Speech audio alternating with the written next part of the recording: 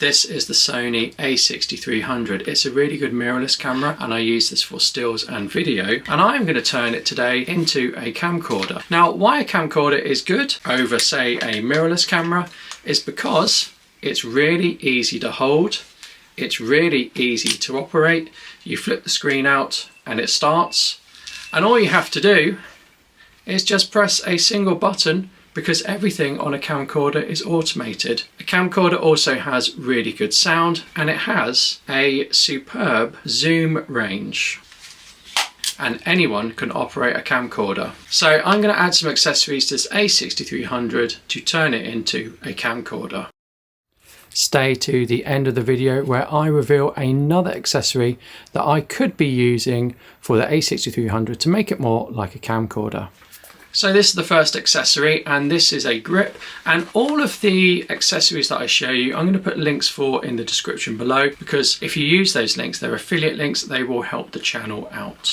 So this grip, it comes in a case, and you do need the case, and this is it. So it folds out into a tripod, which is quite handy, like so. If you want to, we can very quickly attach it to the camera because it has a tripod mount on the bottom, and most importantly it has a screw as well. So there's a button here so we can change the pivot angle of this grip, but probably the most impressive thing is that the grip has controls. It has controls for recording, for zooming, power, grid lines and photo. Now the a6300 is a bit of an old camera, so this doesn't have any Bluetooth ability to say use with the grip like I'm putting on screen, but this grip comes with a cable, and all we have to do is put the cable into the side of the grip and then put this into the multi-slots on the a6300. And now if we do that, the buttons that we see here will control the camera. So this now gives us the ability to easily zoom, start recording, stop recording, and it gets over the holding problem for this camera. Now at the moment I've got a prime lens on here. I've got a 50mm f1.8. This is great for photography and great for a shallow depth of field, but it's a prime lens so it doesn't zoom and it's quite big. So I've got this older lens which is not only a zoom lens but it has image stabilization in it. It's an optical image stabilizer. Your camcorders normally have image stabilization.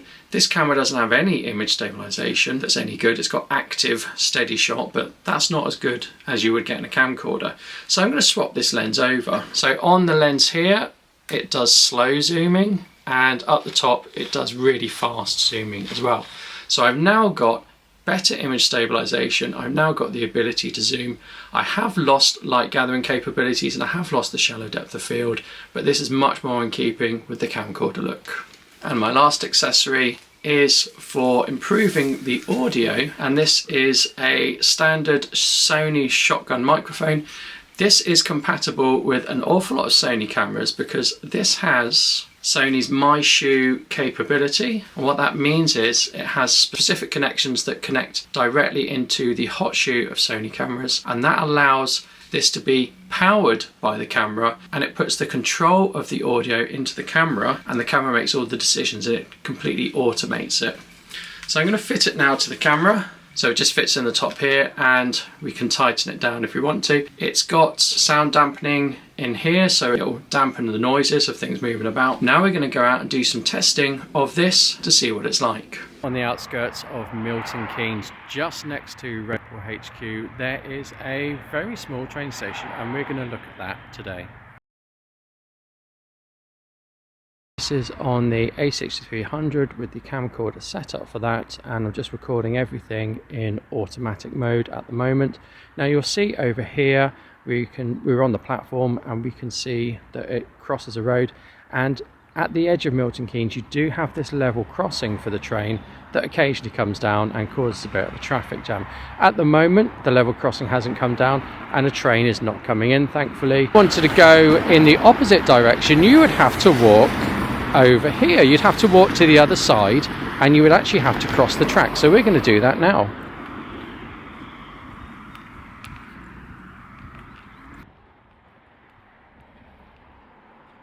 Just going to do some zooming. I'm now at the widest setting, and now I'm zoomed in as much as I can. It's no way as big a zoom as the other camera.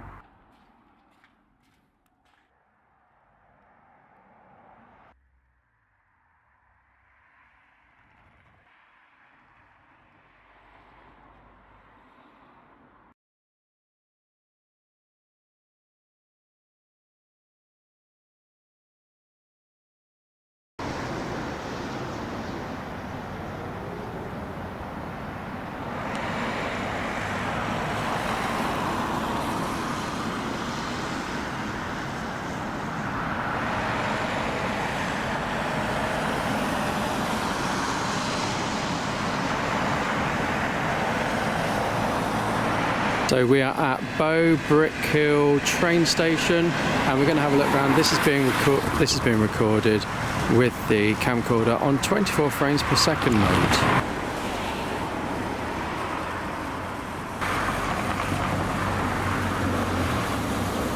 So I'm at the edge of the platform, and this is the direction of Bedford because the train line runs from Bletchley all the way to Bedford. We just ventured from one side of the track to the other, and we had to cross over the road and the level crossing to get there, but that's fine. Had to wait a bit because the traffic was quite bad, and we're on the other side of the station, and this would be the platform that takes you to Bletchley. Again, we've got a waiting room, we've got a platform, but we do have a functioning ticket machine on this side and a functioning display, and the platform again is very small. So down on this side is Bletchley. I'm going to zoom as far as I can down this track.